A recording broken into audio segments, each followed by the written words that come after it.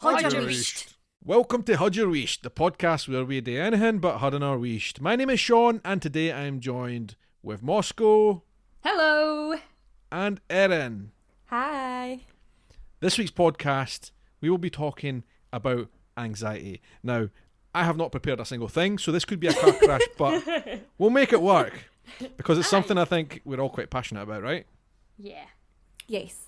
Mental health in general is obviously something very important and something that a lot of people around the world have who struggle with on a daily basis. And I know that it's probably affected each of us in our own ways. And it's certainly affected me quite a lot over the years. And I think the reason I chose this topic for this week's podcast, and that's the thing, like every single episode we've been choosing a different topic, and I didn't know what to choose this week. So many ideas, but I didn't know exactly what I was going to do. But the reason that I thought, like last minute, let's talk about anxiety is actually because, so last week, right, over the last week, I had a splitting headache every day for 12 days.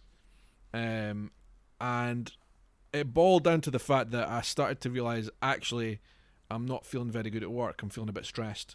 And then I noticed some of the other telltale signs of anxiety coming through at work. But the worst thing for me was this physical sign of headaches. I'm not joking. Every day for 12 days, I had a splitting headache, which was bordering on migraines on some days, and it affected the way I was able to function and everything. So I spoke to the doctor, and I was like, listen, I'm getting these really bad headaches every day. I'm getting worried, even more anxious with the fact that I'm getting headaches. It makes me think that something's badly wrong with me. Can I come and see you? And she said, okay, let's do a physical exam just to make sure there's nothing wrong with you. So I've got that booked in. But also, I want you to take 2 weeks off work on stress reasons, right? So she booked me off. And so I've not been at work this week since Monday. It's now Thursday evening, and I have not had a single headache all week. Like, they just literally disappeared. I was convinced you had COVID. It might have been, because I never tested. The thing is, I had COVID in probably the end of January, start of February time, so not that long ago. So that's the only reason it makes me think that I might not have had that. Maybe I did, but... Yeah, but the fact it's gone now. It's so weird. I mean, I get a lot of headaches anyway. I get like 2-3 headaches a week most of the time. It sounds definitely like a stress headache for work, doesn't it? It really does. It does. Yeah. And so it came to my head, like, I think the doctor's pretty convinced it was because of that. And it just shows, anxiety has a lot of different types of effects on different people. That's not really something that I'm used to, having like a pain type of effect of anxiety. That's kind of a new thing for me.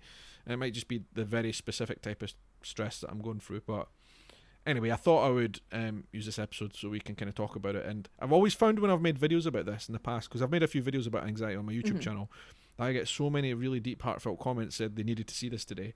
And I just think talking about it makes other people feel like they're not alone and unique with anxiety, and that other people suffer the same thing, and it 100%. Makes them feel like and it makes them feel like they can relate to other people, and it helps. So I used to find when I was a teenager, when I had anxiety really bad, that knowing that other people had the same thing as me was quite soothing in a way. Yeah. So, I mean, it'd be good to kind of just open up to start with.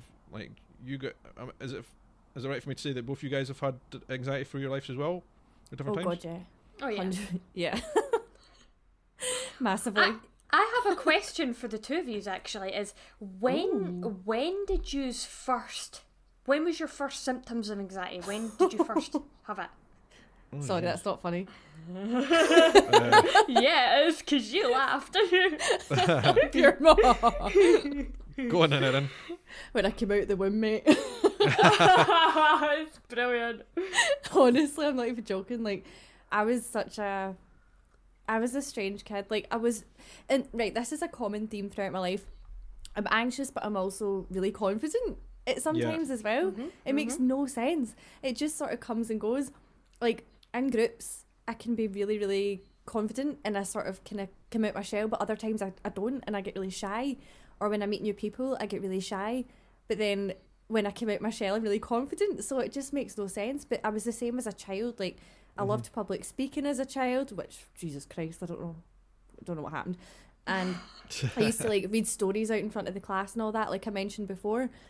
But I used to also, I couldn't deal with new situations as a child, and I'm still kind of like that as well.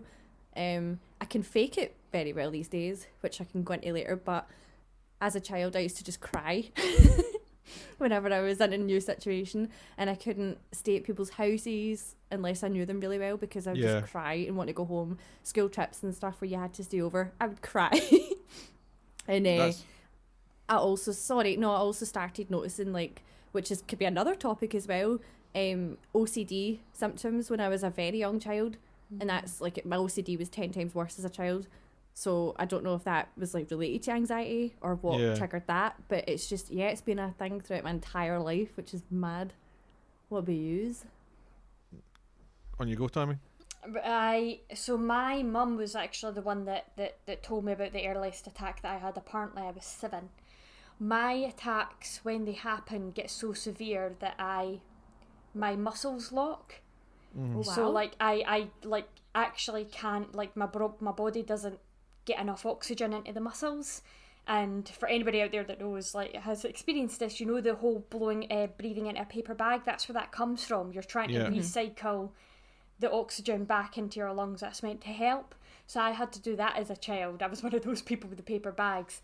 Aww. But like, it would sometimes get to the point where, like, my hands lock and my feet lock and I can't even walk, like I can't move, because the muscles just have no oxygen. They're just not absorbing anything. So for me, it's definitely the hyperventilating thing.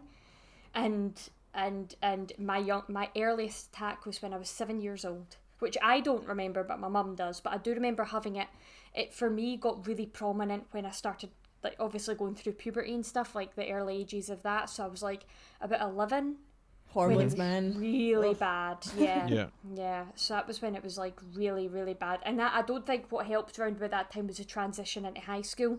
That was a big change, and that set me off as well. It was a big uphaul of life. So yeah. Yeah, high school knocked me for 6 for sure. Jesus. Yeah. High school was a bad one. But that's when it all went downhill for me. But you know, I think before I answer the question, I think that's, you know, just to kind of think about what you guys just said. First of all, Erin, it's really funny that, you know, you said that, you know, you're a very confident person. Because I think there's a load of people out there who are like kind of celebrities, like comedians and stuff like that. People who stand on stage and speak, who say that they actually have massive anxiety as well. Like they, to the whole world, they look like they're very confident. And I think that's quite common with people who have got anxiety, and not all, of course. That's the thing with anxiety; it's different for everyone, right? But I think for all 3 of us, like, we all do something that a lot of other people, I can't believe that you guys can go on camera and speak. Yeah, it's true. And we all appear good in social situations. Like, I'm exactly the same, I think, Erin, as you, what you said. Like, I'm very good in, like, social situations, but even deep down, I'm feeling very anxious about it. Or not even deep down, like, right under the skin, I'm feeling very anxious about it. But it doesn't appear that way to others, if you know what I mean. Yeah, and then you go home and you rethink everything you've said, and then you spiral into like oh my god, does everyone think I'm a freak? Oh. Yeah, I know, it's like, and it's then you that just kind think, I'm having a little chuckle to myself, because, like, I hear people say that about, like, anxiety all the time. Like, a lot of people's anxiety, that's really common, where, like, they overanalyze situations, or they overthink when a friend stops talking to them or texting them or whatever. Whereas I'm quite like, mine doesn't take that form. But like, see whenever I'm in situations like that, I'm like, I don't give a fuck what people. I'm just like, meh. Good. And then if somebody's not texting me, I'm like, well, whatever, it's on them. Like, I'm just like, I don't care. That may be the narcissist in me, though. That's a good thing. Yeah, I think it's a good thing to have a bit of that, because it kind of helps you through situations. Definitely. I agree. Like, I'd much rather have my type of anxiety, no offence, but I'd much rather have my type than the social type. I really would. Yeah, I'm exactly the same. So, like, social anxiety for me is like something that is really hidden. Like, nobody will see it, and I come across as very, like, an extrovert. But it's weird. It's kind of like I am, but I'm not. Yeah. No, I totally get that. I think people would think that I'm an extrovert too at times, unless they obviously know me, but watching YouTube and stuff, you would think. And I've had those comments before as well, like when I make videos about anxiety, and people are like, oh my god, you have anxiety, but you just sit and talk really confidently in front. And I'm like, but I'm by myself, I'm in my bedroom, I'm somewhere comfortable, no one's with me, and I can edit it. Yeah. Well, that's the It's thing. totally Like, it's so different. different for everyone, and there are a lot of people who have got anxiety that I know that will be watching. They'll be like, well, they can't even make it that stage to like film Yeah. themselves, because they'd be a nervous wreck. Like, I know people like that. But no, Yeah. it's really a funny thing how it's so unique to everybody. But we also have like, kind of common traits as well, I would say. Yep. But I think, Dan, like, answer your question, I never consciously knew I was having anxiety when I was really young, but I definitely had anxiety attacks when I was young. I just didn't register what it was. Yeah, like looking back, you're like, yeah. That's what yeah, exactly. I think the first time I knew that I had anxiety was I was about 14 and my granddad died. And it's quite a difficult age for something like that to happen. And I started, in the weeks after, I started to get these fluttering feelings in my chest, which I didn't know what they were at first. I was terrified, and I actually passed out one night, and I went to the hospital and all this stuff, and I was having palpitations.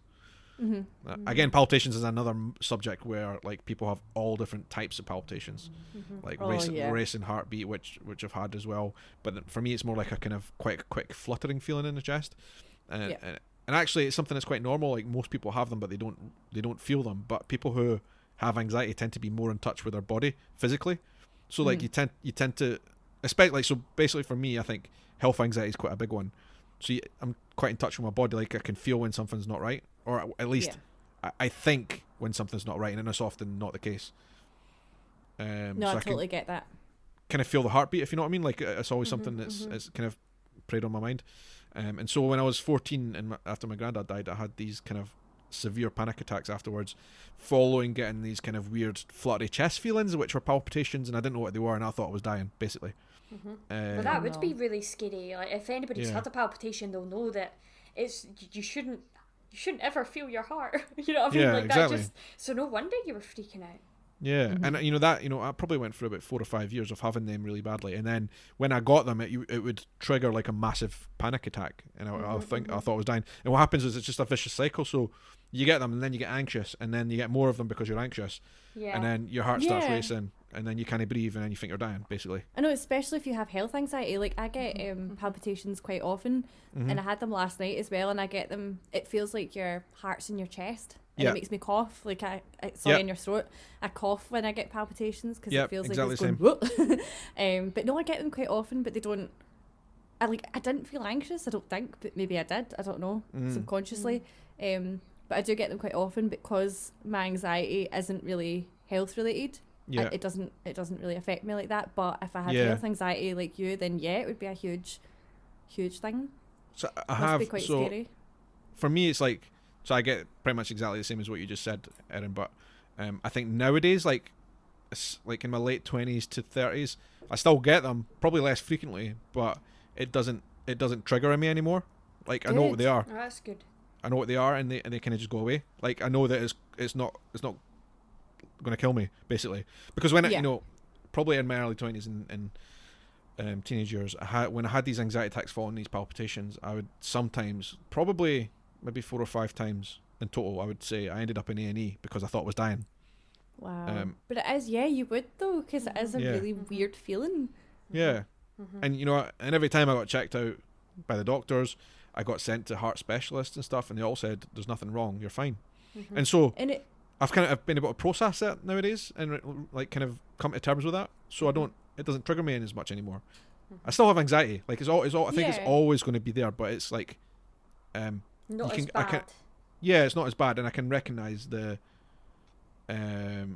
symptoms of when it's coming on. But I must admit, over the last few weeks, I've been really stressed at work. That was something new for me. The headaches. I mean, headaches are not new for me, but the fact that headaches could have been linked to anxiety was something new for me. Yeah, it's interesting. I think it's linked to stress as well, isn't it? Anxiety can be linked to stress, and so can headaches too. They can be linked to stress too. Yeah. But I think I will say one thing that we're really privileged with. I know this is terrible saying this, but because we've all had our anxiety from a very young age, we've learned our triggers, or most of them. We've learned the early warning symptoms. How to potentially try and stop an attack, and when an attack's out of control, how we can maybe try and bring it back. There's a lot of people. I've met 2 or 3 adults in my life I'm trying to think if one of them can be counted as anxiety or stress, but I would say about 2 for sure. Adults in my life that didn't get anxiety until they were like in their 20s, and it has just ruined their lives. Yeah. They're now having to take so much medication just to cope with it all, but because we got ours so young, we've sort of lived with it.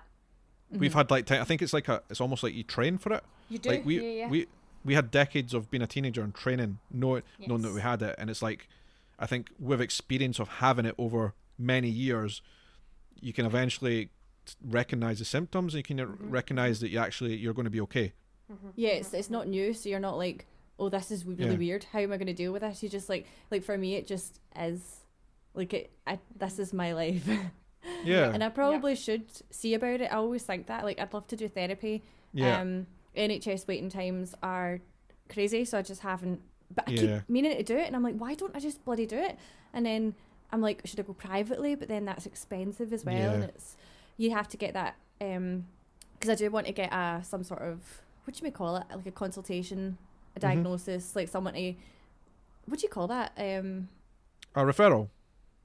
Yeah, like when you actually see a psychologist and they sort of, you talk through everything and then they right. sort of diagnose you. Isn't I that don't know why my brain's... I would have just called that therapy. No, it's like your initial diagnosis kind of thing, consultation, and then they diagnose, and then you work through like what would help from there. I don't know why my brain's blanking on what that is, but I have emailed different, like I've emailed around places in Glasgow and things like that.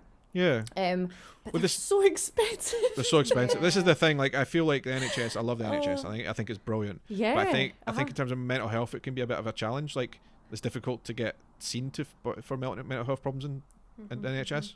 Yeah, and also I'm really wary that I don't want to slag the NHS because I don't want to put anyone off going to talk about it. 100% if you're feeling anxious or depressed or anything that you feel like you're struggling with your mental health, please go and see about it. I don't want to put anyone off. Yeah. But also that is just my thoughts, and I will do it at some point. But I generally think we've got a culture here in our NHS system of mental health is if you go and ask your GP, and again, I'm not trying to put anyone else doing this either. I think you should speak to your GP, but I think we've got a culture here of if you've got any mental health problems like anxiety or depression, the first thing they're going to do is give you pills. And I don't think that's... I was about to say that 100%. And it's not healthy. I don't think it's a healthy way out of it. Yeah, that happened to me in high school. And I think I was about 15, 16, and I went to the doctor about depression and anxiety, and she put me on citalopram right away. Like, no other option. Here you go. And that was it. So they put me on beta blockers, which slows your heart rate, when I was a teenager as well, which didn't help, to be honest. It just made me tired. Like, see, I was thinking about that as well. Sorry, carry on. No, go for it. No, I was just going to say, like, I don't even think I talked about this online, but a while back I went to see like a neurologist, and I mean, talking of anxiety symptoms, I thought I had MS or something. Still sometimes do. Because for years and years and years I have like different symptoms, like I'll have certain parts of my body that go numb, or just all different things. I wrote like an A4 page of like different things that have happened. And I went to see this neurologist who was so dismissive and basically told me I was being dramatic, and he told me that I should do Tai Chi. And Tai Chi? Yeah, I'm not joking. And then he said that God. it's all anxiety, and he did a brain scan and stuff. He's like, I'm telling you right now, there's nothing wrong, but if you want to get a brain scan, then we'll have to do it. And I was like, well, I'd rather have it for that peace of mind. Yeah. Literally. This is really linked to health nothing... anxiety, what you're talking about, because yeah, so many people who have health anxiety in particular have a lot of physical symptoms, like with the heart palpitations. Other people develop pain.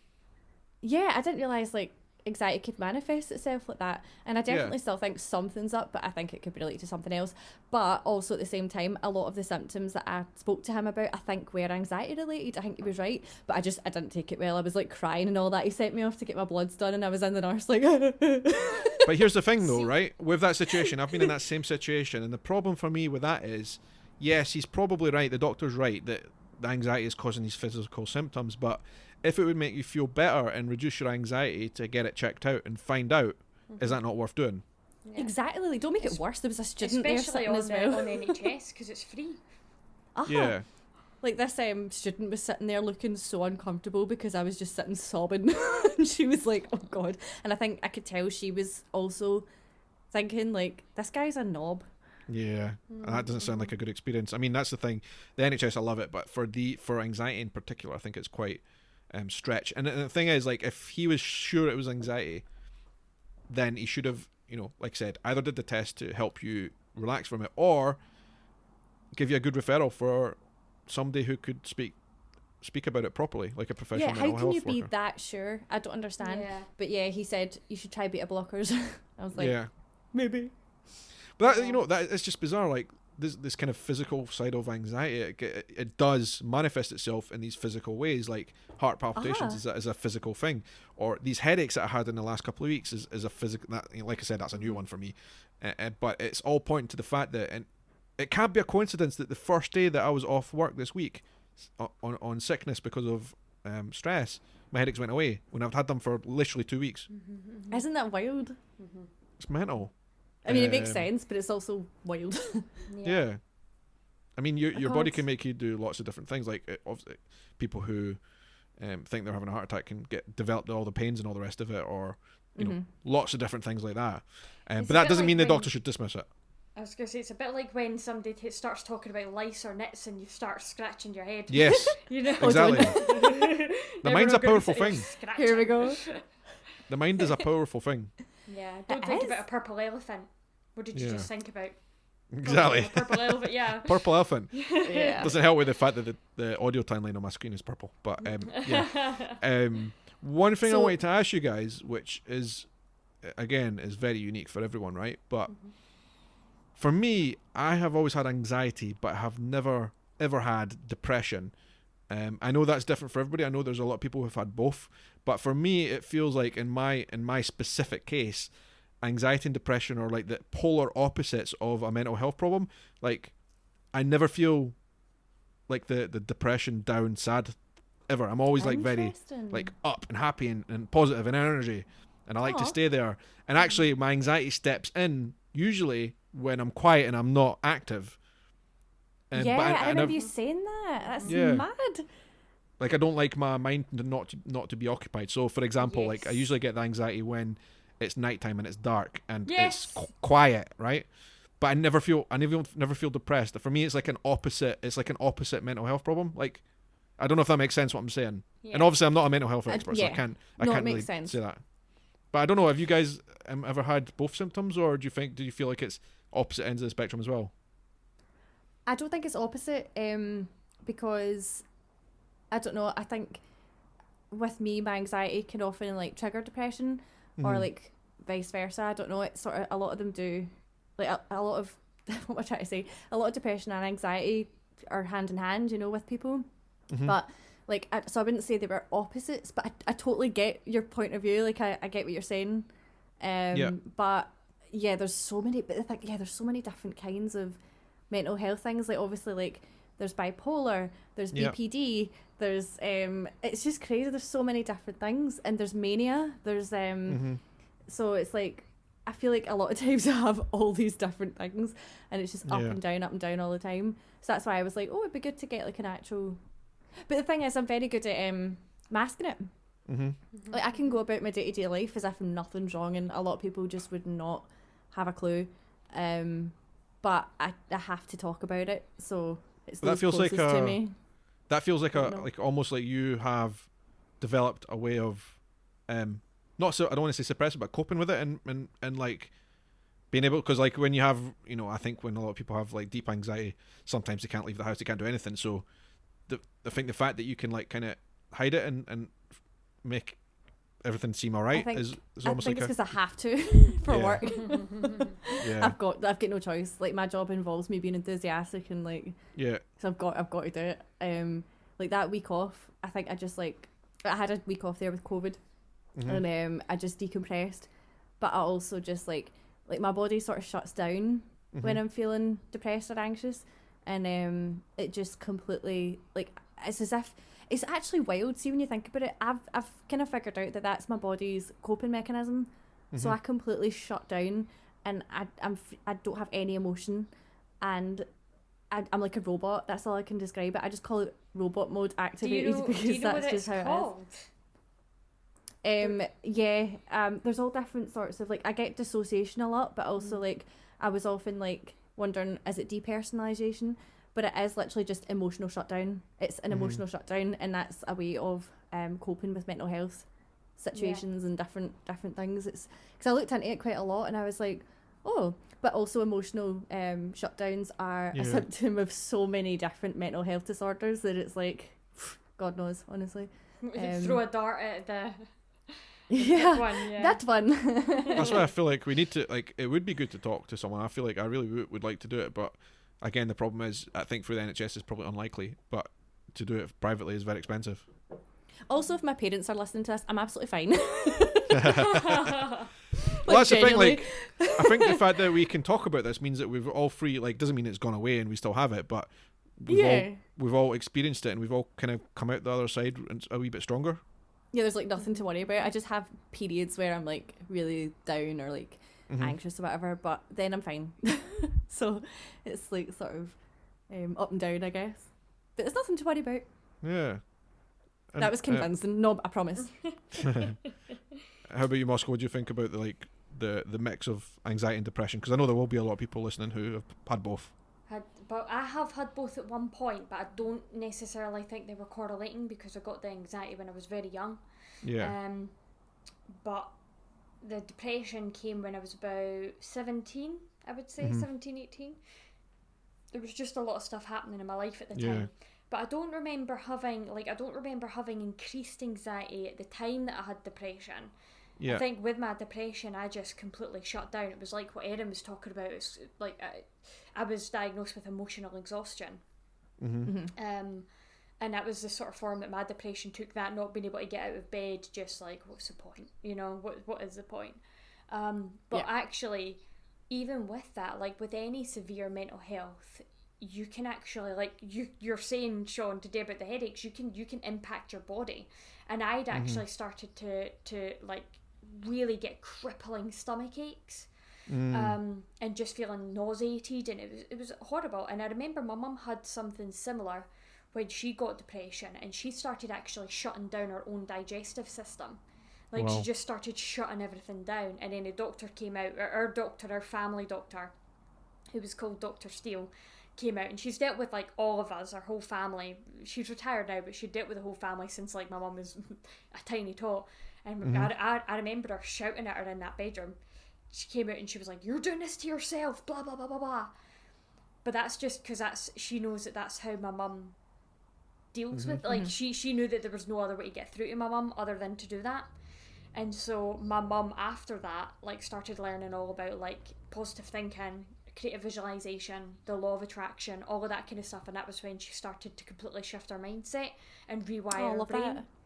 And then she taught me those lessons when I was 17, 18. Because I'll never forget, like, when my mum started to recognise what was happening to me, I'll never forget her telling me, "Tammy, you're doing this to yourself." Yeah. And actually, at the time, for some people that's like, oh God, because then it's like more pressure to get over the thing. But for me, that was so liberating, because I was like, oh, I can control this then. Like, once I learn how to do this, I am fully in control. I can do, like, nobody's going to come along and do this for me. I have to fix this. And so that was when I started picking up after her, like the creative visualization, the meditation, all that kind of stuff.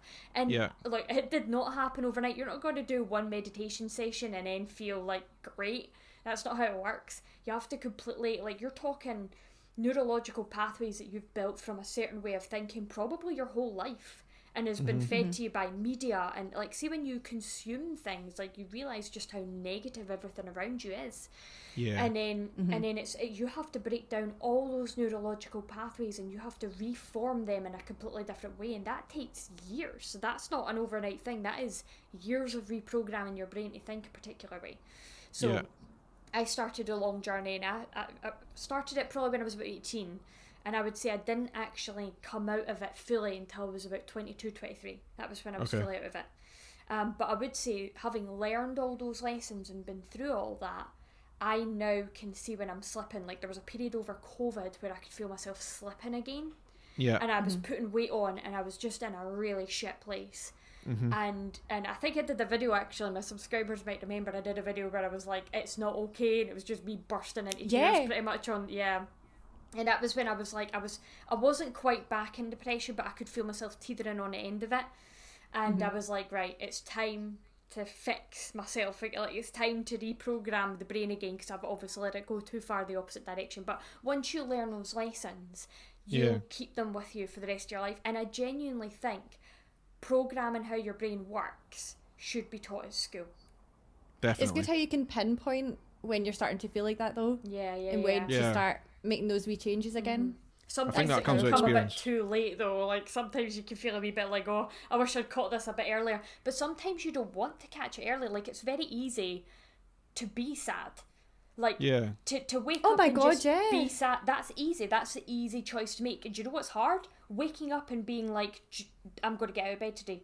I'm going to make the bed. Mosco, I'm going to do the wash. That's hard. That's so hard, to wake up every day and to choose to do something, to act, to be happy. Like, it is really difficult. It's like when somebody pulls out of you in the road and your first instinct is rage. Yes. Who's that helping? It's not going to fix the situation. True. It's not going to make... They can't even hear you. You're just making yourself miserable. And it's in the initial reaction, you don't have a choice, but after the first few seconds, it then becomes a choice. You can wallow in it, or you can stop it. And it's... I love wallowing. Wallowing is easy. Wallowing is great, and it feels great until you keep doing it, and then you find out, oh, crap, I'm in the dark place again. It's like almost I like totally get that. Yeah. Like, see that Monday, there was a specific Monday where I was off work with COVID.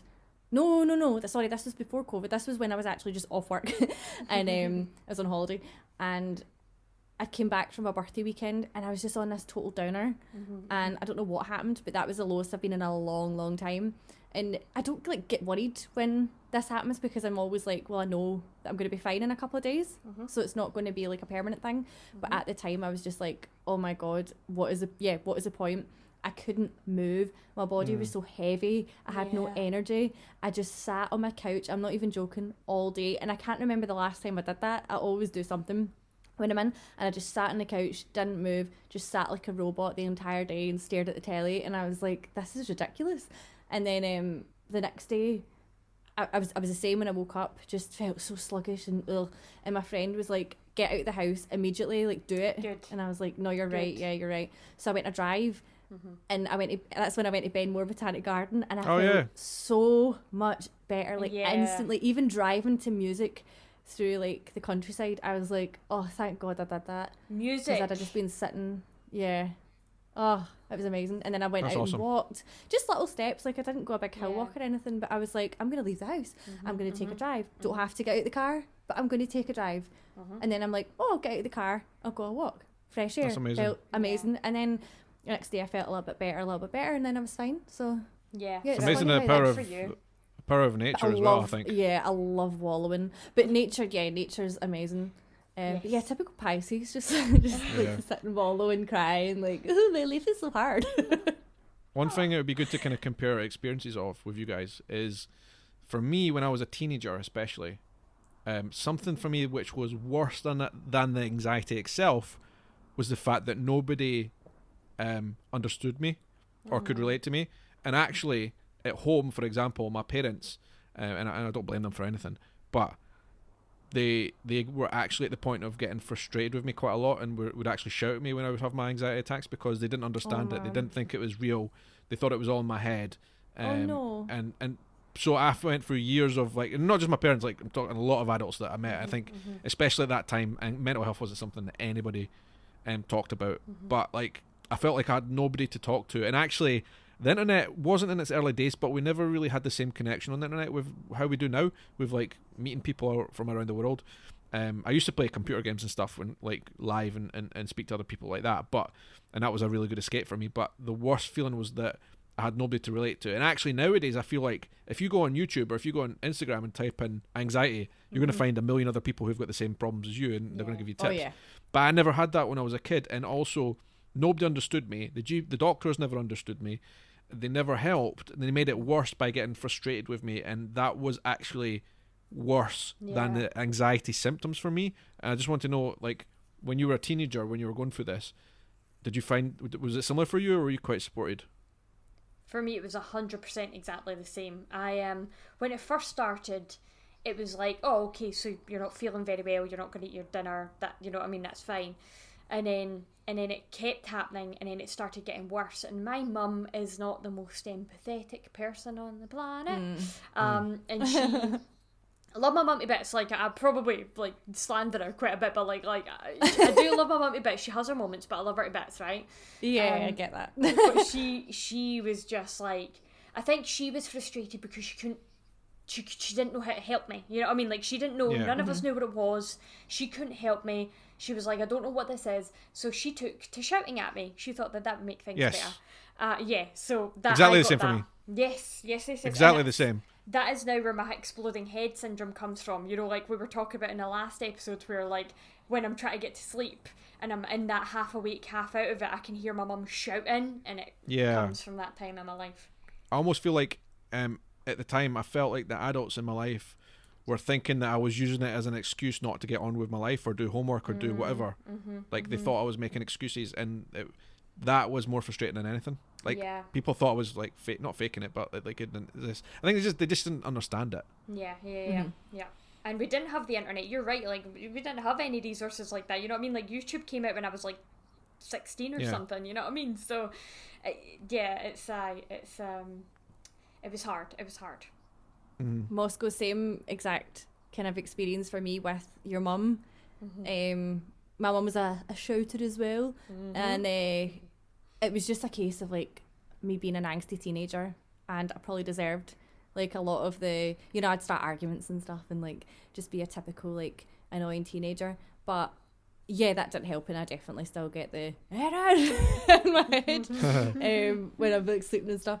But no, see, I was actually really, really lucky, and when I was 13, I think we got a computer, like an old kind of PC when I was about 13, and I joined these AOL message boards, and I ended up becoming really good friends with a whole bunch of people, and we formed our own message board, and I'm still friends with all these people to this day.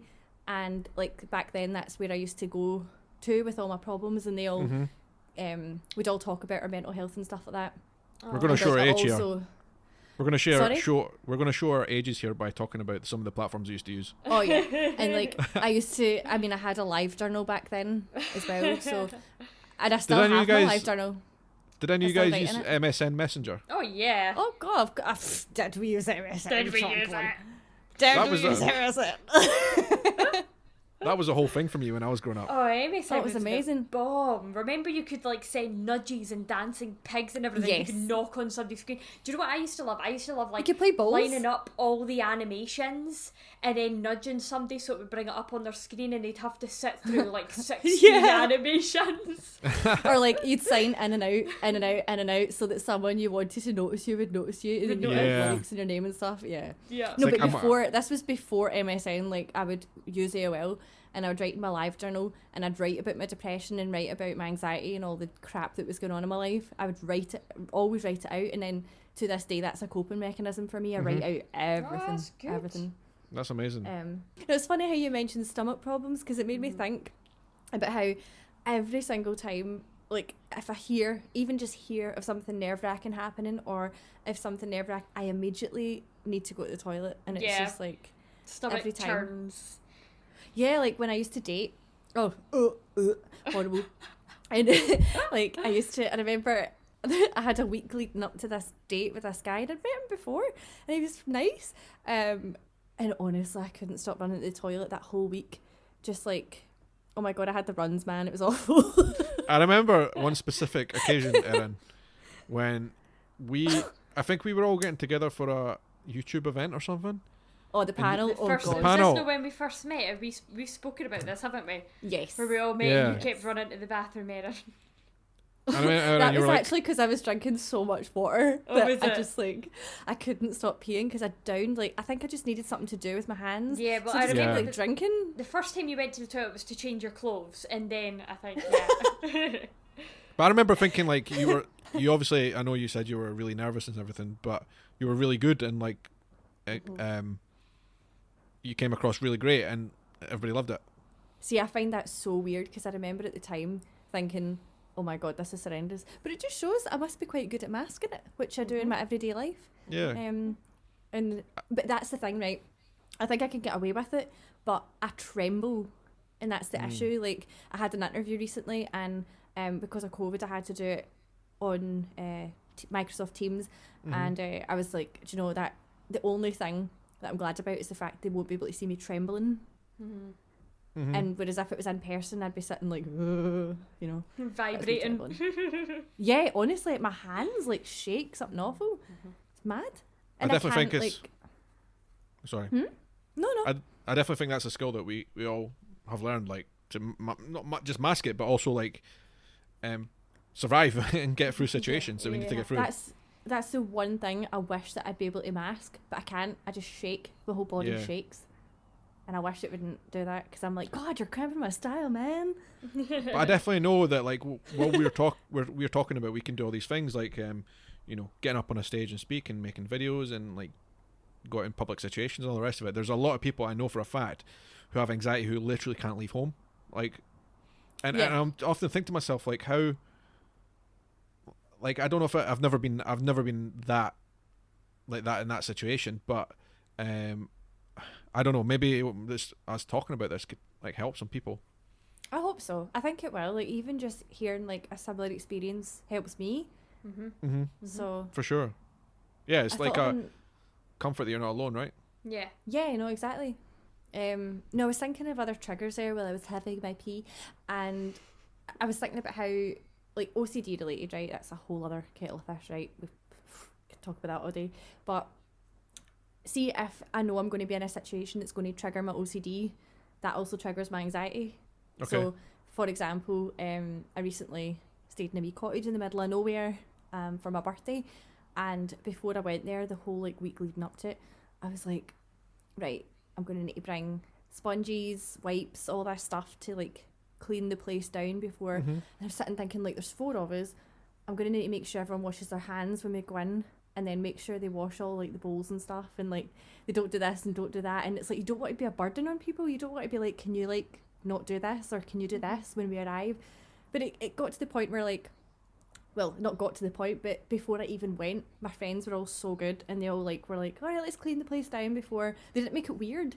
It wasn't like a thing, so I thought that was really nice. And but it was just like the whole time leading up to it, I was like, why is this bothering me so much? Like, I should be enjoying this. Like, this should be an exciting thing. But I was just dreading it, because I was like, oh, I'm going to need to clean this. I'm going to need to be a weirdo and be like, can we not do this, not do this? Should I bring my own cup? Should I bring my own mug? I don't know. I guess that's always the kind of problem with mental health problems in general, is that they can rob you of experiences because, you know, it stops you from doing them, or like you say, it can make you feel like you're being a burden to others when it's usually not the case. And, you know, especially with friends and that, they always will understand you and try and help. Yeah, for sure. So like staying at people's houses and stuff when I was a child, that was never a thing anyway, because I used to get homesick, but also because of the OCD, I didn't want to use other people's cutlery or cups or things like that. And that's only a thing like I'm sort of, as an adult, trying to get over. I will go to people's houses obviously, and I will use their stuff, but in my head I'm like,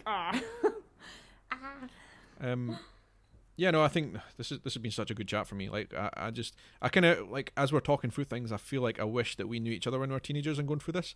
Like, like having a group of people that we could relate to in some ways with this.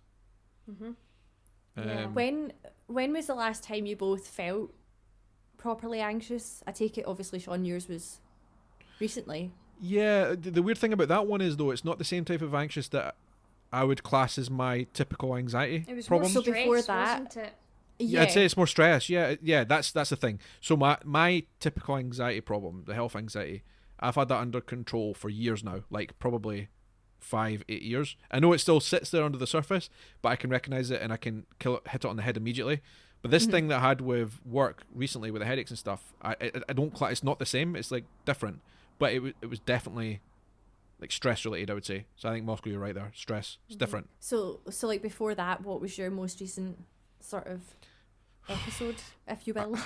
I don't. So when I lived, if you can't remember, that's good.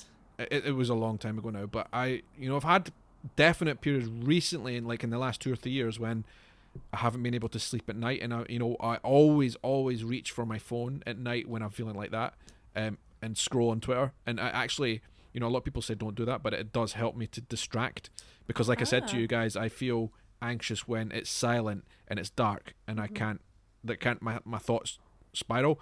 So like going on Twitter, like it's so weird. Everybody says it's the worst thing to do, but for me, it's a really useful distraction. The problem with that is, 1 or 2 nights when that happens, it's fine, but it can get to the stage where it like goes on night after night, and there's been periods where I've definitely had that over the last 3 or 4 years, in a way where I've had a couple of sleepless nights, and to deal with it I've went on Twitter. But like the last major anxiety attack that really kind of knocked me down was when I was living in London in 2000, I want to say between 2012 and 2014. I had 2 or 3 major panic attacks during that time, but one in particular, I had this. I was absolutely fine all day, and then I had this series of palpitations in my chest, and then they just didn't go away. Like it was like constant over 3 or 4 minutes, and I thought, right, this is it. I'm dead. Like I'm gonna die. And I called the ambulance, and the ambulance took forever. I think they took like 10 minutes, which was not that long, but throughout that whole 10 minutes, I was literally non-stop palpitating. And as soon as they arrived, they stopped. Oh God, of course. And then this is the worst thing ever. They took me to the hospital, right? And bear in mind, this was like 1 a.m, and I actually called my mum, and she helped me. My wife was here as well, and she was helping me a lot. My mum actually, I think over the years, she learned alongside me about what it was and how it helped me and stuff. Like I said, she was bad when I was a teenager, but I think she kind of learned over the years how to help me with this. So she helped me that night as well on the phone. Anyway, I went to hospital, and one of the worst things anybody's ever done when I've had an anxiety attack, I was waiting in accident emergency to see doctors and stuff, and they were checking my heart, and then there's one doctor, quite a young doctor, said to me, "How long have you been having these palpitations?" And I was like, "Oh, I've had them for years and years and years." And he said, "This could be something really dangerous." And I remember at the time, I think it was Tony Blair. I know. So this is the thing. Like I remember. Do you remember at the time? I think Tony Blair had a heart problem. The former Prime Minister. He was rushed to hospital with some kind of heart problem. He was like, "Oh, he had something similar recently, and if he didn't go rush to hospital to get it dealt with, he could have died." And this is what this doctor said to me in the middle of the night. And you can imagine that just sent me spiraling. And of course he was wrong, because I got referred to a cardiologist, who did multiple exams on me thereafter, and again, nothing came up. It was all fine. And they actually that was the first time a doctor's actually described the type of palpitations I have, and they called it, I think they called it utopic beats or something, which they said is something everybody has, but most people don't feel it. And it's just people who are very in tune with their body can feel it. So that was probably the last major one that I've had. And like I said, since then I've had probably quite a lot of sleepless nights and stuff, but that's like nothing major. Like I can deal with that. Yeah, I do have the odd sleepless night, but I don't think it's anxiety related. It just happens every so often. It's weird. Do you do what I do and go and scroll on Twitter and Instagram and all the rest of it? No, I've actually started recently reading before bed and not going on my phone at all, because I've noticed that when I go on my phone, I can't sleep for ages. And I've always said to people for years, it takes me hours to get to sleep. And then I realised, it actually doesn't. If I just read a book before bed, I'll fall asleep within the half hour. But if I sit on my phone, it takes me a good couple of hours before I'll fall asleep. It's interesting. So I need to just stay away from my phone before bed, and I can't scroll on it during the night, or I won't be able to fall back asleep. Yeah, I just can't do that. Reading's the way to go. How about you, Mosco? Have you had anything recently, or has this been some? I think the big one I had recently is when I came back from Japan, which I expected. So for me, my anxiety is, I'll say it. Yeah, I'll say it. I can say this with confidence. Under control. Yeah. Good. It's very, very, very rare that I get an attack. Oh, actually, maybe it was a wisdom tooth. I was going to say it's when I'm exhausted. So I feel like my anxiety is like a big load of water, right? It's like loads of pressure built up, and I have a pretty solid dam up all the time, holding the water in place.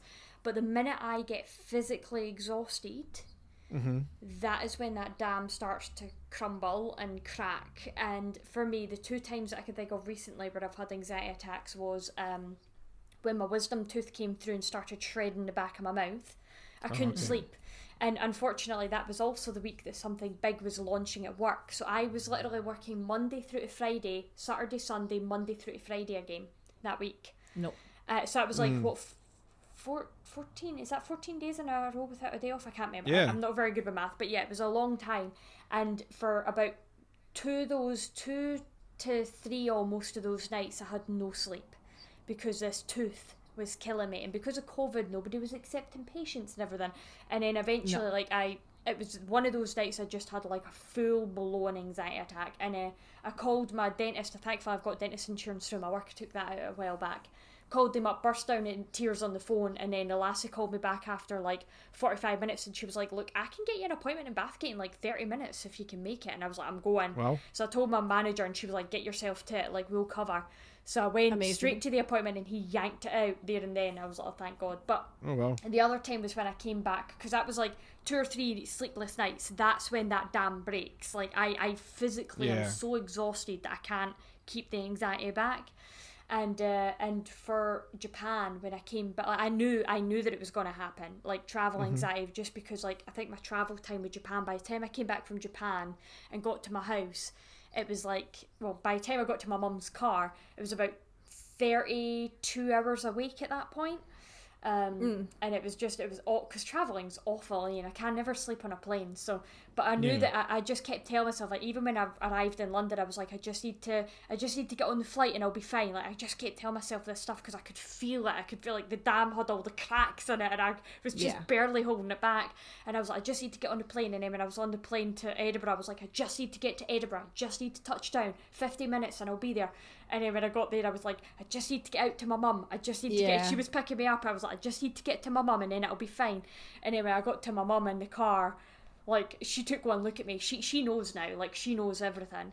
And she took one look at me, and she was like, oh, Hen, you look ill. Aww. And I was like, I'm so ill. And I got into the car, and then the dam broke, and I had, like, a full-on anxiety attack in the car with her. And she was like, it's fine. We've been here before. And then she just got me to stop, and then she started counting her breaths out loud in the car. And I just started following her, and it helped. It got me all the way home. That's awesome. It is. It sounds like I was saying with my parents, your mum's kind of learned along the way as well. 100%. And now that she knows what it is as well, like, see her, I think I did tell her, like, how much that meant to me, like, her just talking me through that in that car. It was like she sort of done a little meditation session with me straight away, but it gave me something to focus on entirely that was just, like, not the anxiety. So... it was good. And then she brought me straight to bed. She brought me straight home. She was like, don't even talk to me about anything. I'll hear about it all in the morning. And she put me straight to bed, because that was at like 7 at night. She was like, just get some food, get some water, and then go straight to bed. Good sleep. So and then I went and saw her the next day, and I was so much better. What sounds like makes everything worse anyway. It sucks. Like when you're tired, like everything's escalated. 100%. So if you're anxious, then that's just going to be like even like 100 times worse. Yeah. Definitely. I think so. I find that really interesting. Mosco, you said you touch wood, you've got this under control, because I feel exactly in the same place as you. Erin, like, do you feel like that, or no? No. I mean, do you find it's better than when you were a teenager, or? I don't know. It changes all the time. That's why I don't really know. It just depends on the situation, to be honest. Yeah. Like for example, like that interview I had recently. Was crapping myself for that. It tends to be when I've got something coming up, or when I've got lots of things coming up, and I get overwhelmed. I get overwhelmed very easily, really easily. So then when I get overwhelmed, I get stressed, and then my OCD gets worse, and my anxiety gets worse, and stuff like that, and then that gets me down. So it's like one thing after the other. So I don't know. It's all different things. Like I cried on the phone the other day. I'm a crier anyway, Like I don't tend to have panic attacks or anxiety attacks. Like I don't have those. Like I've had maybe 2 in my life that I remember, where I had the whole what do you call it, hyperventilating, crying, all that kind of thing. But like the other day, like I was on the phone to Open Uni because I want to change my degree from social work to like health and social care, because it doesn't have a practical, and I didn't think I'd be able to do that. but also I had this interview coming up, and also I had like a bunch of other things going on, and I also felt kind of crap that week anyway. So then this girl was so nice to me on the phone, and she's like, "Oh yeah, we can change your degree, no bother." And I was like, "Really?" And just started crying, and she was like, "Are you okay?" And I was like, "Yeah, no, fine." So I'm kind of like that anyway. But yeah, I don't know. Well, I don't know. That's why I want to see about it. I think the thing is, like, you know, it sounds like, you know, obviously it's still quite a big thing, but you can overcome some aspects of it. You know, like, yeah, you're terrified of going on stage, but you actually did it. Mm-hmm. You know, like I wouldn't say the anxiety was the major part of. It's like a mix of everything. Okay. Yeah. Like I'd love to go and see about it, and then find out what exactly happened in childhood that triggered everything. Yeah. Because there was a point in my life where, I don't know, everything just changed, and I became very OCD. Where did the OCD come from at such a young age? Like, that's weird. Do you know what we should do? We should reconvene in an episode, like continue this eventually once we've all gone to like go to somebody to try and get diagnosed with like whatever it is. Definitely. There's I mean, I feel like this was. I haven't talked about. I feel this was kind of like a therapy session a little bit. I mean, obviously not professional. Yeah. I mean, like, you know what Erin's talking about, like where the person tells you exactly what is. Because I genuinely think I might have a form of ADHD. I've thought about it my whole life, but I've never had it confirmed But like, I notice it when I'm working. Like, I can bring up an email. And then, like, my brain is like, oh, but this, but that, but this, but that. And then I'm like, I've not even wrote the email yet. And I've actually got to say it loud to myself, focus, Tammy, focus, one thing at a time. Yeah. So. Have any of you guys ever, like, sent emails and then, like, compulsively opened them again after you've sent them to see what you said? Yes. Yes. I mean, we talked about when you were going to bed and stuff. And, like, I do that with my alarm. Like, it takes me a good, like, 15 minutes of just me turning my alarm on and off. Don't know if that's OCD or anxiety, but I can't, like, I'll go to sleep and I'll put my head in the pillow and I'll go, but is my alarm on? And then I'll go and, like, check again, I'll turn it on and off again and be like, right, it's on, and then I'll lie for a bit and I'll be like, I totally understand that. Is it on though? I totally understand you with this, honestly. Like, maybe I've got a tiny bit of this as well, but, like, I mean, I think know a lot this of people is, do that, to be fair. I know this is a wee bit of a tangent, right? But the craziest one for me is, and I always get this right, see if I ever have to send Christmas cards or a letter to someone, I have in the past reopened them after writing them to make sure I didn't write anything horrible on it. We've talked about this, haven't we? I think we must have. This rings a bell. That's kind of like a form of that, right? And I've never written anything bad, like, but I was like, well, what if I wrote something like accidentally offensive on it or something? Oh, there's a cool cloud. Sorry, there's a really cool cloud outside. Sorry, oh my god. And I thought I had ADHD. No, I'm joking. Oh my god. Oh, Tammy, I've went through all different things. I was thinking, like, recently, like, everyone in my life tells me that I probably have some form of autism. Or, like, you know, I'm on the spectrum. I think everybody's on the spectrum. Everybody's on the spectrum. Everybody is, probably. But, like, I have often thought that. And my mum recently said to me, she's like, do you know, I actually did think you might have been autistic as a child, but, and I was like, what? So that's a thing that I can maybe bring up, like, to whoever I go and see. I've often thought ADHD, I've thought autism, I've thought everything you can think of, I've thought it. So it could literally be anything. Or a mix of a bunch of things. A mix of, I mean, the bottom line is, I think, you know, everybody, we all have things, and I think it would be great if we could speak to people. I think that would be a really good solution for all of us. I think that's something that I am going to add to my list of things to do. I am. Definitely. Same. But it's good that we can have this conversation anyway, and quite open, and I think it'll definitely help some people. I'll tell you, if I get a new job, that's the first thing I'm buying. A consultation. Yeah, if you figure out what the name of it is, Erin, let me know so that I can look it up, because Let me check my email just now.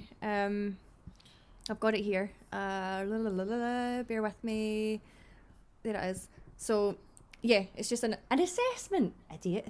Yeah, an initial assessment. So, yeah, it's like we have highly qualified psychologists, blah, blah, blah, blah, blah. An initial 90-minute assessment will be required in order to give your clinician to explore the nature of the difficulties, blah, blah, blah, blah, blah.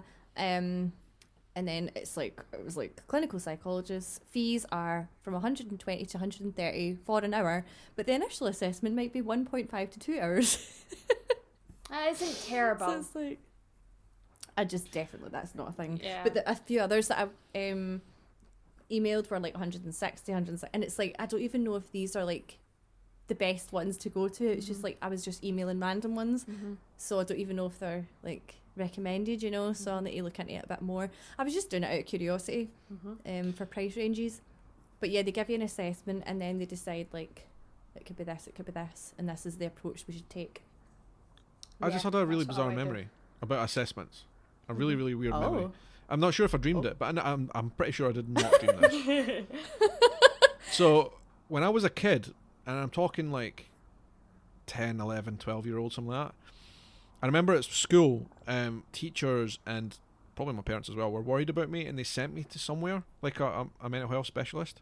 And it's because I could never write good. I was always really, really bad at, I had like messy handwriting, for example, which is ironic that, you know, I'm a copywriter by profession today, but I could never write and hold a pencil properly, and I was also like very distracted all the time, and I could never focus with work, and I never wanted to focus. So they sent me to this place, and I seem to remember, the only thing I remember about it is they had like this doctor on a chair, but then they had like this swing thing, right? It was like a hammock, but I was sat on it, and the whole time all I remember was I was swinging on this hammock thing and going around in circles and getting very dizzy. And that's like, I seem to think that was the entire session, like me swinging on this thing. And the person I who was hope doing they don't the do session, that to us at the sessions. That'd be weird. I know. Was there also an old woman in the corner of the room and skeletons coming in the door and Waterfall on the wall. I think this is real, guys. I think this actually happened. I'm pretty sure I remember this, but maybe they were asking me questions while I was swinging. I just don't remember them. But yeah. Sorry, we are ridiculous. But I just think like, imagine putting a child through that, and then there was no outcome of it. It was like 1 or 2 sessions, and I left traumatized. I was dizzy from swinging on this stupid thing. No, oh my God, what Sean, you need to find out. Erin, don't try and act like normal after that. We just laughed at It's a flashback. And I never had anxiety before then. Maybe no, you're right. It's okay. It's all good. Don't worry. It was the hammock. It was the Maybe hammock that- anxiety. Yeah. You know, I never had anxiety before then that I can remember. Maybe that triggered it. The hammock man. Maybe it did actually. Yeah. But it was like one of these hammocks that was on like a swivel on the roof, right? So it just spun and spun and spun. I just remember spinning round and round and getting really dizzy. That's Why? I'm sure that's a form of like therapy for a lot of kids with like autism and things like that. They have like Sensory type a thing. swing thing. Yeah, it's a total sensory thing. Yeah, that's the Oh. word I was looking for. Thank you. So that must be what it was. Maybe they thought I Yeah. had autism. You never know. Again, Again, that can be very mild as well, and Yeah.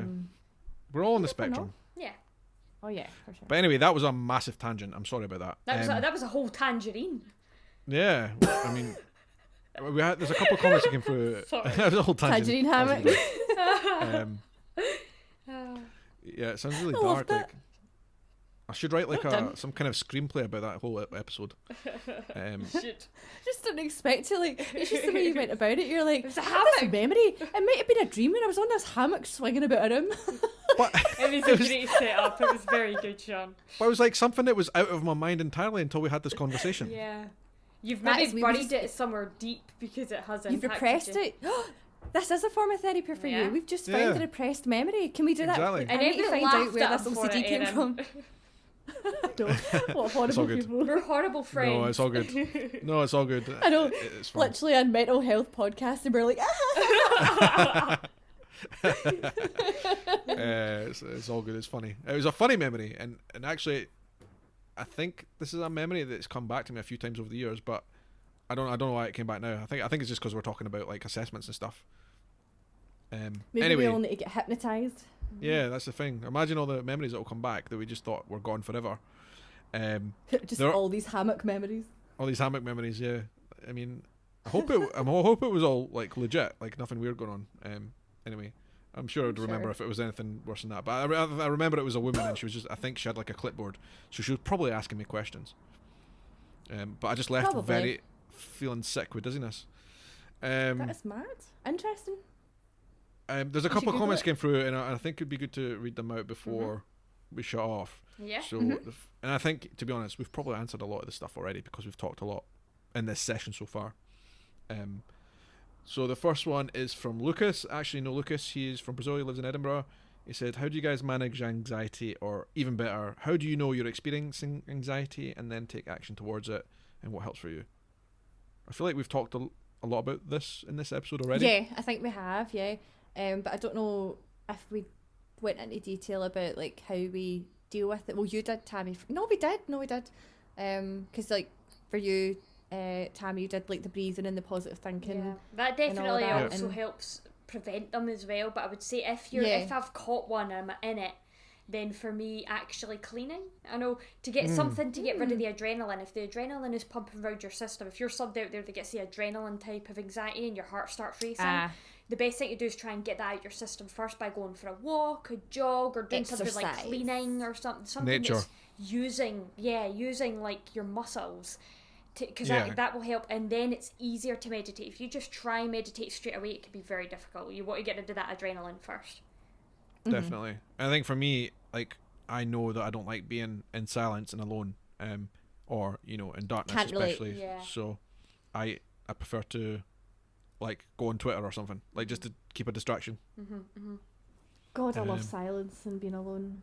Oh, I can't deal with it. Oh, I like it if it's nature and I'm out and it's daylight. Yeah. Oh, I love it. Oh.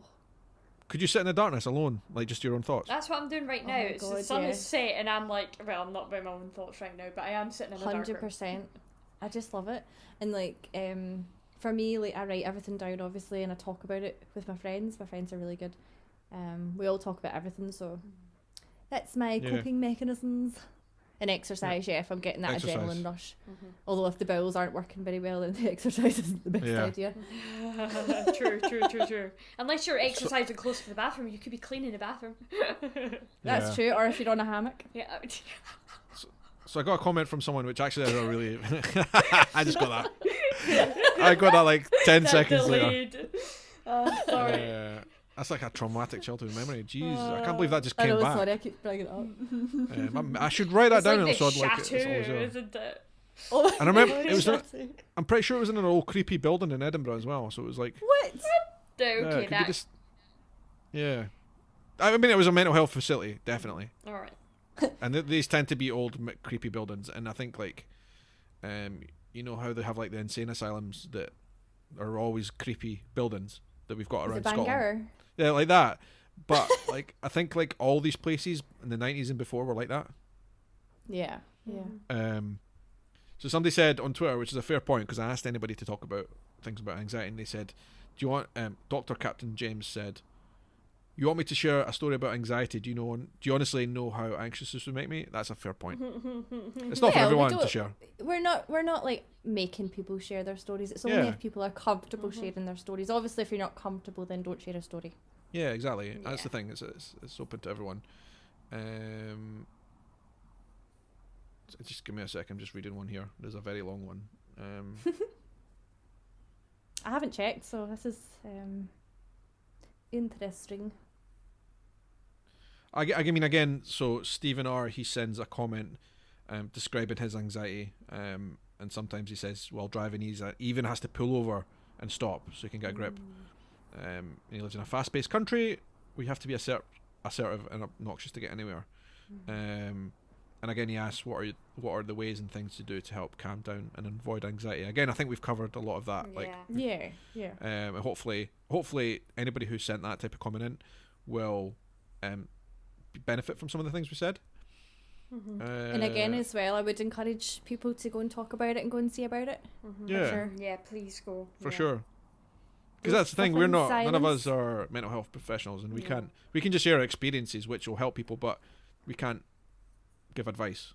Yeah. You don't do what I'm doing and put it off going to the doctor. Just do it. The one bit of advice we can give is go and see a professional. Yes. Definitely. Yes. Brian Seafelt said he deals with it every day. Keeping my heart rhythm on smooth jazz and not hard rock is where I struggle. That sounds quite similar to what I have as well, I guess. So thanks, Brian, for sending that comment in. Chris Johnson says, I sometimes suffer from social anxiety, especially if I'm sitting at a table with a big group of people. I sometimes feel so uncomfortable, I can't stand it. I will clam up and not talk and feel like I'm in a straight jacket inside. The only thing that helps is getting drunk. Actually, that's a really interesting point right at the end there, because I have definitely, in times of social anxiety, drank and got drunk for that very reason. And I think I used that quite a lot when I was younger. I definitely still lean on alcohol. I mean, look at me. Every time I do this podcast, I go and grab a gin. It helps me. It helps relax me. And like when I'm in social situations, 100%, I will. It helps me to have a drink, which is, I guess, I mean, obviously not going overboard. I'm not going to get absolutely steaming just so I'm not anxious, but it does help to have a wee little tipple. Definitely. Go to a wee milk bar and get some alcohol. Yeah, I mean, it's like, it's, you know, for adults, I think that's like, there's nothing wrong with that. Like even the Queen apparently enjoys a brandy every single night to take the edge off things. Of course she does. So I think like, you know, that's normal as long as it's like something that you can keep under control, right? Yeah. Wonder if the Queen gets anxious. I imagine she must do, or maybe not. Ask her. We'll ask her. We'll get her on the podcast next week. Get her on the podcast, yeah. That's about all the comments that have come through. So, you know, that has been a really, really good chat. I've enjoyed that a lot. It's been good to kind of get everything off my chest and kind of recounter some probably unpleasant childhood memories. And also, like, in the comments below, like, we'll be in the comments keeping and lurking if you just want to leave your own comments and experiences with anxiety. Definitely. You can have a little chat in the comments. How many times can I say comments in a sentence? In the comments. In the comments. Leave your In the comments comments, in the comments section. And Leave then the comment but on in the the comments. Yeah. And we'll comment on your comments, Yeah. and then they'll comment on your comments as well. Yeah. Yeah. And it's all brilliant Google juice for us. And Brilliant. Brilliant. it's brilliant for the algorithm. So what we do usually at this stage in the podcast is we talk about things that we've liked in the last couple of weeks. Shit. I know. You're not prepared. I can't believe you guys have not prepared. Wait, no. I will think of something. So should I go first then? Go for it. Yeah. Okay, so for me, and this actually, I didn't even think this would relate back to what we were talking about today, but it does. So, and I think I've been telling you guys over the last few months, I've been, you know, starting to listen to audiobooks. Well, I just started to listen to, I forgot his name. This is so embarrassing. I just had it on today. Hold on. I know his name. So the comedian from America, Kevin Hart, right? You guys know Kevin Hart? Oh yeah. Kevin Hart, I remember his name now. Kevin Hart is a comedian from the States. You guys will know who he is. Oh yeah. I listened to his audiobook that he released recently called The Decision by Kevin Hart, which is where he talks about how he uses his mindset to conquer everything he has in his life and actually reach success.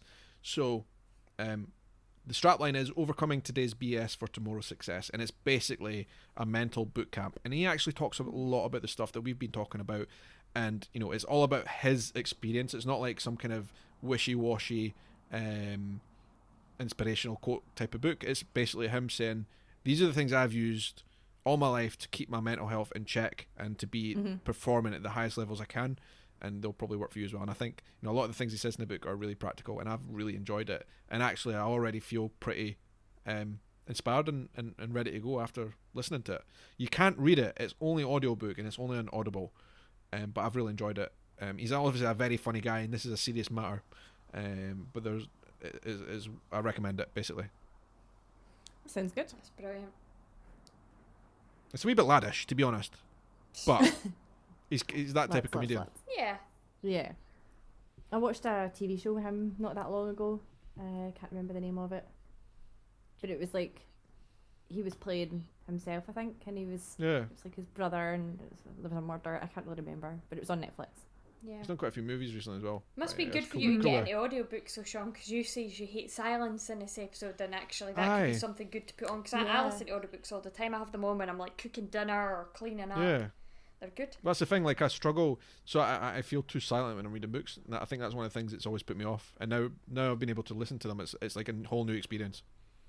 Did you love Dave Grohl's book? I got halfway through it. This is really true, tragic story. I was loving it.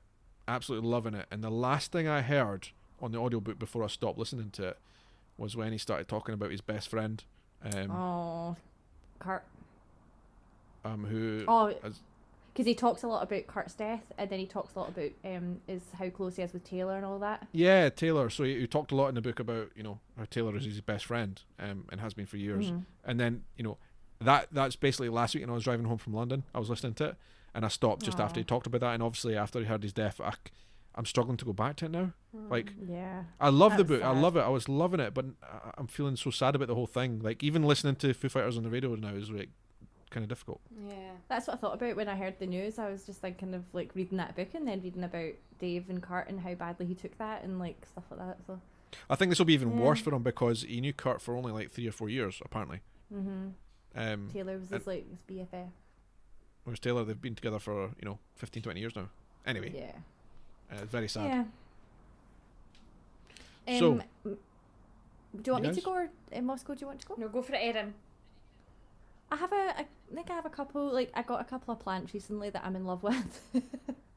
I got a couple of snake plants, Nice. and I'm not someone who can take care of plants, but I was like, oh, these are cute, and I posted them online. But the other thing is, I discovered that I just posted about it on Instagram actually.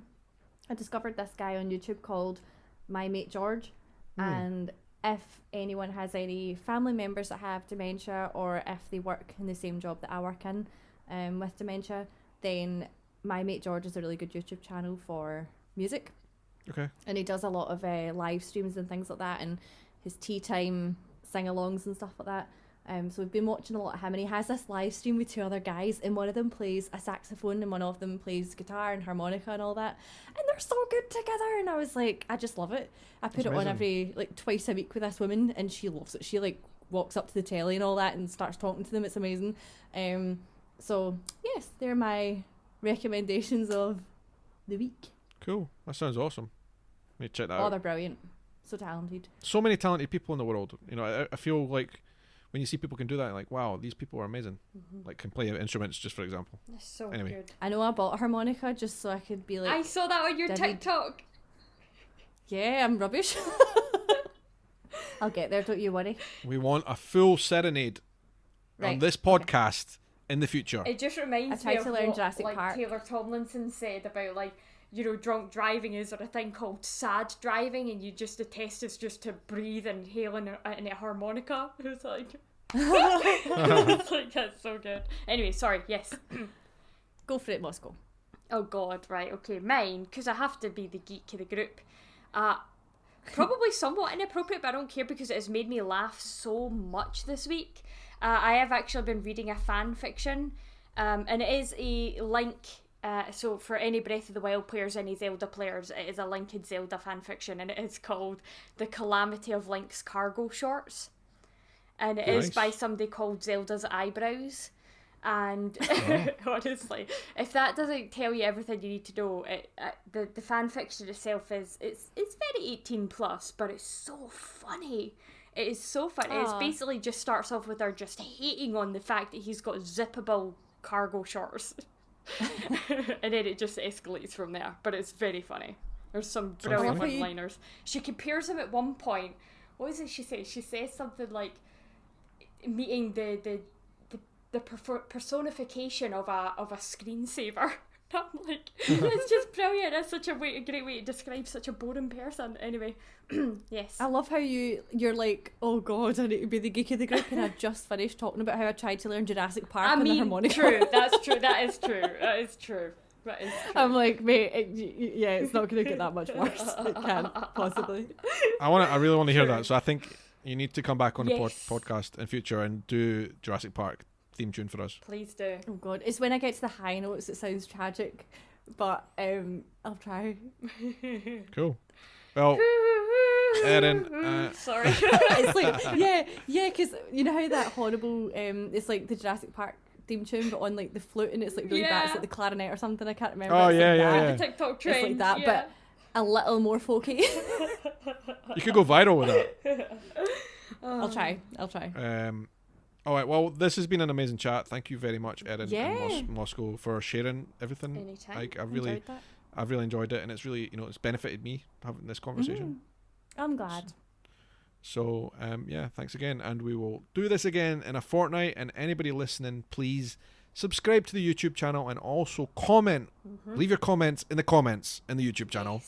But you can also listen to it on the podcasting platforms, Spotify, and give us a thumbs up or a review or whatever the heck you do on Spotify. I don't even know. But do something. Do something. And thank you very much for listening to us. And we will speak to you again in a fortnight right here in this podcast.